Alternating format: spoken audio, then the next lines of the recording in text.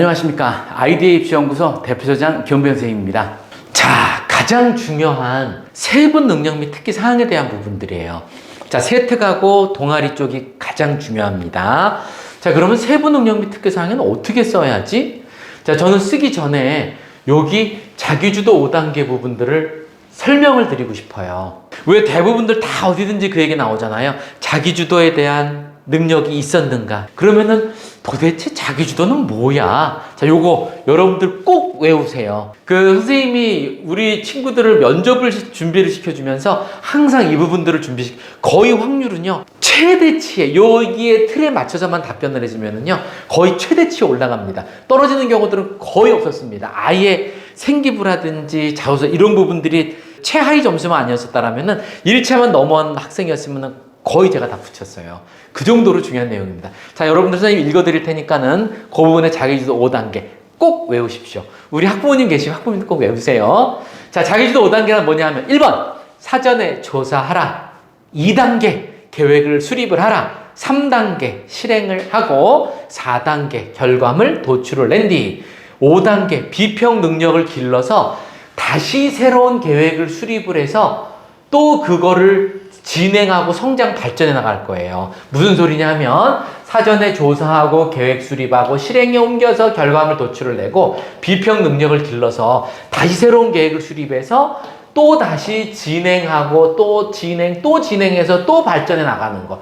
그래서 여러분들의 목표가 완전히 설정이 되어 있다면 그 목표를 위해서 계속해서 또 해보고 발전하고 해보고 발전하는 걸 이루는 게 자기주도 5단계예요. 여러분들이 생각해도 가장 완벽한 부분이 아닐까 싶습니다. 요 부분들은요, 제가 면접 때 다시 한번 영상 찍을 기회가 있으면은 요걸 가지고 면접으로 어떻게 보는 건지를 집중적으로 분석 한번 해드릴게요. 자, 보겠습니다. 그리고 제시라는 부분들은요, 항상 결과 이상에 대한 부분들을 언급을 하라. 결과 이상에 대한 부분들. 여러분들 여지껏 내용들을 쭉 들으면서 선생님이 중간중간에 언급한 내용들 있죠? 자, 어떤 내용들을 언급을 했어요? 사정관들은 뭐라고 그랬습니까? 여러분들이 직접 움직이지 않은 거에 대해서는 점수를 주지 않습니다. 그러다 보니까 여러분들 글이 어떻게 끝나요? 뭐뭐에 대한 교육을 듣고 심폐소생 교육을 듣고 어떻게 해야 되겠다라고 다짐함, 반성함 이런 식으로 가잖아요. 점수 안 준다는 뜻이에요. 왜? 여러분들이 직접 사전에 조사하고 계획을 수립만 했지 여러분들이 실행해서 움직인 부분들은 없기 때문에 그래요. 여러분들이 직접적으로 몸을 움직여야 점수를 주기 시작합니다. 주기 시작하는 거지 점수를 다 준 게 아니에요. 어떤 의미냐면은 여러분들 생기부 한번 쭉, 그러니까 2학년 학생들 같으면 1학년 생기부들이 있겠죠. 한번 띄워보십시오. 어떻게 나와 있느냐면 어떤 거 부분들을 보고서를 발표함, 이거를 제시함, 제작함 하고 이렇게 나오잖아요. 그러면 어디까지 표시한 부분들입니까? 몇 단계겠어요? 볼까요? 맞아요. 3단계. 여러분들이 실행한 거 부분들만 제시를 한 거예요. 근데 선생님이 뭐라고 그랬어요? 요 실행을 하고 나서 여기서부터가 점수를 주기 시작하는 부분들이라 결과물이라든지 비평 능력을 길렀다면 점수가 계속해서 올라가요. 근데 이제 이런 거를 또 한 가지 얘기를 해주고 싶습니다. 예를 들어서 전기전자, 반도체, 컴퓨터라면은 여러분들이 직접 앱을 개발할 수도 있잖아요. 앱도 개발하다 보니까는 쭉 실행에 옮겨서 결과물 도출을 낼 수 있습니다. 이거에 대한 부분들을 낼 수 있고, 그리고 여러분들이 결과한 거에 대해서 또 자연스럽게 어떤 거를 이루어서 다음엔 뭘 하기로 마음먹음, 또 다음 거를 계획해서 뭔가를 나갈 수 있는 거 부분들은 충분히 제시하기 쉽죠? 쉽습니다. 자, 그런데 우리가 의계열이나 생명, 화학 이런 쪽 볼까요? 두 개 차이점은 뭡니까? 의나 생명 같으면은 내가 바이러스 실험이라든지 아니면은 직접 뭐 이렇게 해부를 해서 절개를 해서 여러분, 이거는 사실은 거의 우리가 해보기는 쉽지 않잖아요. 그러니까 이 과정은 뭐냐면 의, 생명, 화학 이쪽 계열들은 선배 과학자들이 여지껏 나와 있던 지식을 토대로 내가 답습할 수밖에 없어요. 그래서 여러분들이 직접적으로 실행할 수 있는 내용은 많지 않다라는 거죠. 그러니까는 여러분들이 선배 과학자들이 했던 내용들을 토대로 그거를 가지고 내가 공부를 하다 보니까는 실행하기는 쉽지 않거든요. 근데 결과물 도출을 내야 돼. 선생님이 여러분들한테 말씀드리는 건 뭐예요? 결과를 내서 비평을 하라.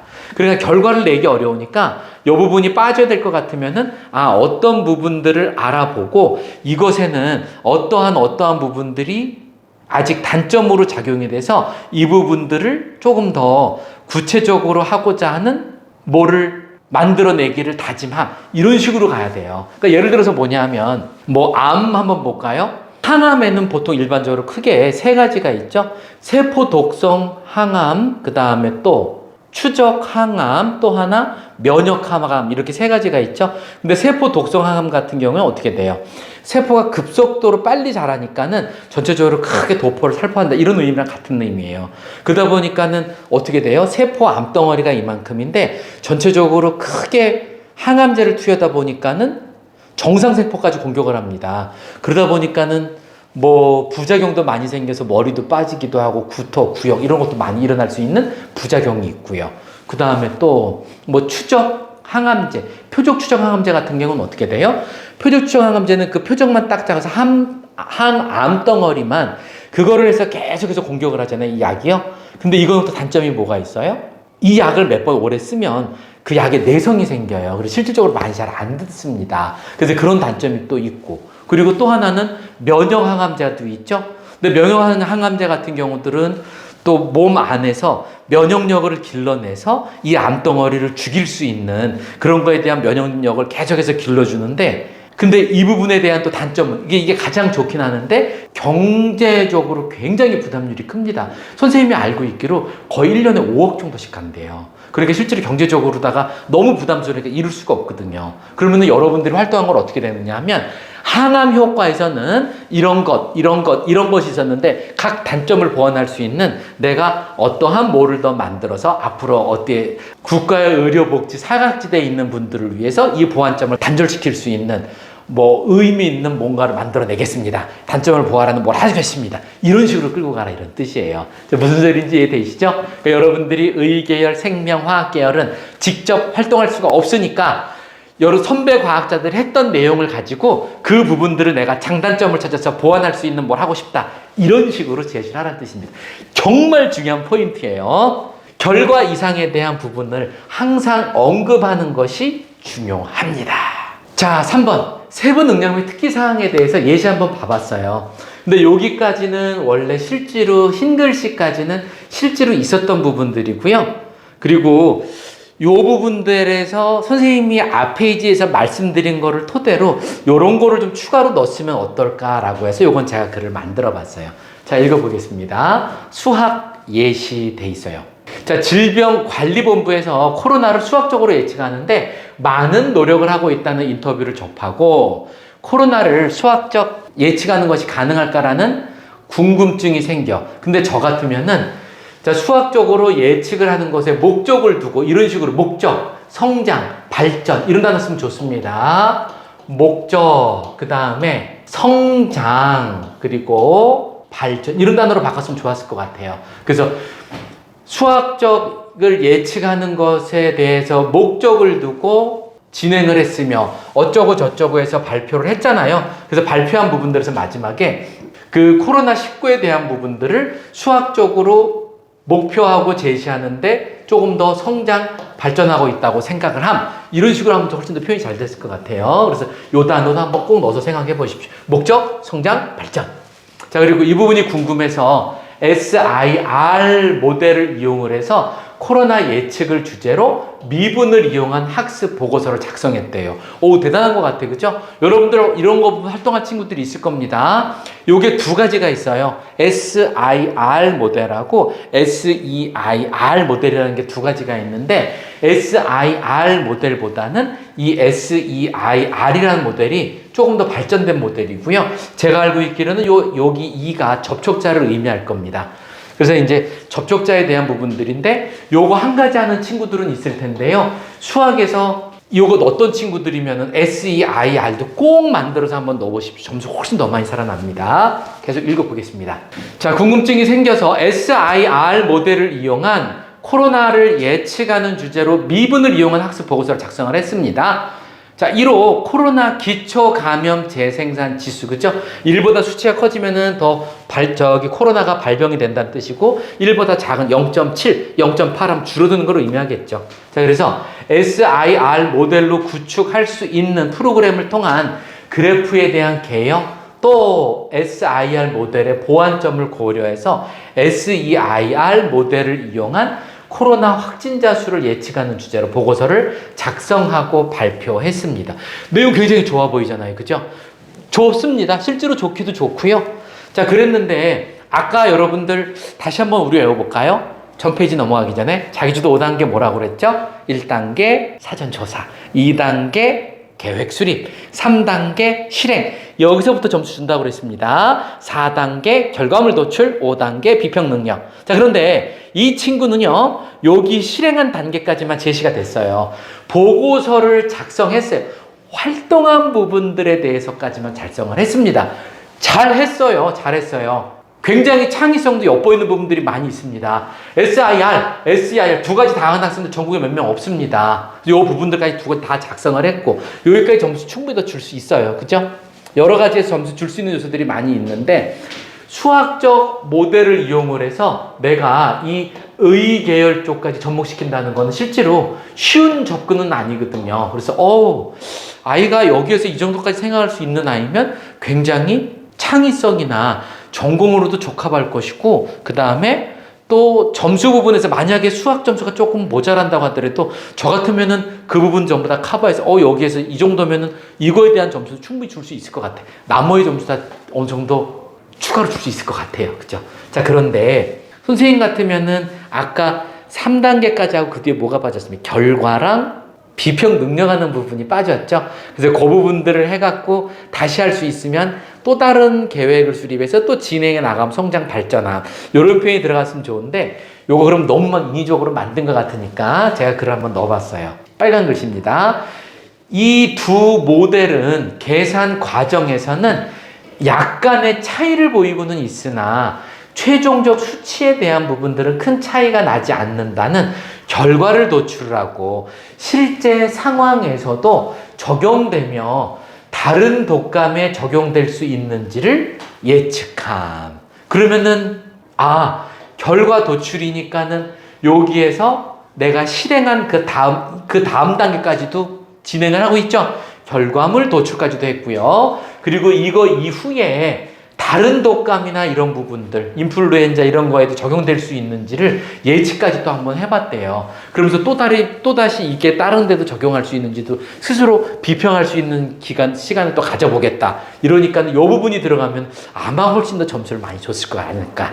자, 이런 식으로 여러분들 대부분들 보고서는요, 아니면 학교에 제출한 부분들은 여기까지 끝날 거예요. 잘 생각해 보세요. 작성함, 발표함, 조사함 이렇게 끝나지거든요.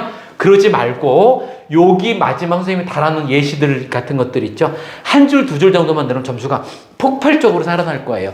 명심, 또 명심. 자, 그래서 이 부분에 대한 결과는 뭐냐면 항상 결과도 내고 결과 이상의 것을 제시하는 것이 가장 중요합니다. 자, 그러면은 마감생기부 기재요령의 결론 한번 짓겠습니다. 1편하고 2편에 내었던 내용들을 한번 선생님이 정리를 해봤어요. 첫 번째, 구체적이고 전문적으로 기재를 하라.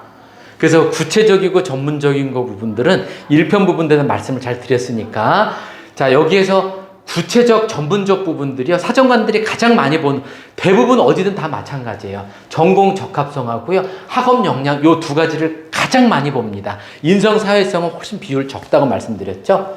자, 그래서 전공 적합성에 대한 부분들도 점수 많이 받을 수 있고요, 학업 역량에 대한 부분들도 점수 많이 받을 수 있습니다. 자, 그리고 모든 과목을 글자 수에 맞춰서 기재하라. 1편에서 여러분들 선생님 뭐라고 말씀드렸나요? 거기 있는 거에 90에서 95% 이상 글로 풀로 채워져지면은 3학년 1학기 생기부를 담임 선생님한테 띄워봤을 때, 그랬을 때 보통 19쪽 이상 정도가 나와줘 줘야 된다라고 그러고요.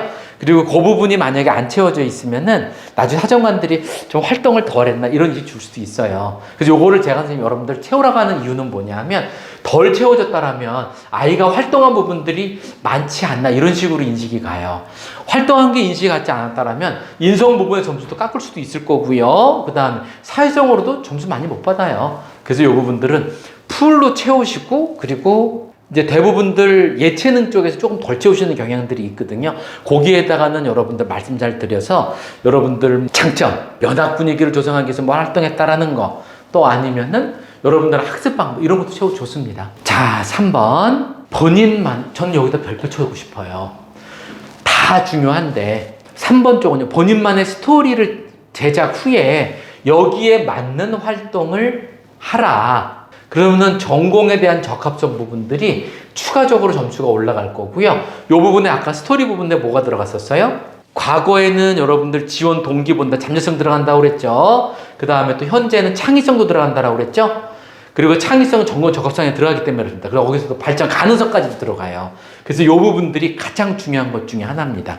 그래서 여러분들이 스토리가 제작이 되면은 여기에 맞는 게 여러분들의 하나의 프레임이에요. 그 프레임 틀을 가지고 이거의 전공 활동에 맞는 내용들을 좀 유사한 거를 활동을 해줘야, 아니면 딱 맞는 거 활동하면 더 좋고요. 자, 그다음에 4번. 모든 활동, 특히 자율 활동하고요, 진로 활동에서도 전공적으로 채워라. 그리고 그 1편에서 여러분들 뭐라고 말씀드렸느냐 하면은, 자율이나 전공 쪽에서 딱 남겨봤을 때, 아, 이 아이가 거기에서도 무슨 학과를 지원하려는지 한 편의 표시가 나라고 그랬습니다. 그래서 거기에 또 자율활동에는 뭐든지 기대할 수 있다라고 그랬어요. 그래서 거기에다가 여러분들이 전공활동으로 좀 더 쭉 기대해 주시면은, 그리고 또 세부 능력 및 특기사항에서 또 여러분들이 표현 못하는 걸 전부 다 거기다가 기록해 주시면 돼요.